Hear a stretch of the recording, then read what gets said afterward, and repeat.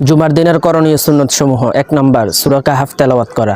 হাদিস শরীফে এসেছে, যে ব্যক্তি জুমার দিন সূরা কাহাফ তেলাওয়াত করে 2 জুমার মাঝখানে তার জন্য আলোকিত হয়ে যায়। 2 নাম্বার জুমার নামাজ আদায় করা, উত্তম রূপে গোসল করা, উত্তম কাপড় পরিধান করা, সুগন্ধি ব্যবহার করা ও মসজিদে গিয়ে খুতবা শোনা, জামাতের সাথে জুমার নামাজ আদায় করা।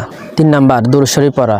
নবীজি সাল্লাল্লাহু আলাইহি ওয়াসাল্লাম বলেছেন, তোমরা জুমার দিন আমার উপর বেশি বেশি দুরূদ শরীফ পড়ো। 4 নাম্বার দোয়া করা। জুমার দিন এমন একটি মুহূর্ত আছে যে সময় দোয়া করলে দোয়া কবুল হয়। অনেক আলেমগণ বলেছেন সেটা জুমার শেষ সময়, আবার কেউ বলেছেন আসরের পর। 5 নাম্বার গোসল করা। হাদিস শরীফে এসেছে, জুমার দিন গোসল করা ওয়াজিবের কাছাকাছি সমতুল্য। জুমার দিনের বর্জনীয় জুমার নামাজ না পড়া।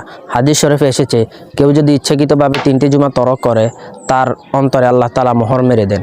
2 নাম্বার খুতবা চলাকালীন কথা বলা বা খুতবাতে মনোযোগ না দেওয়া।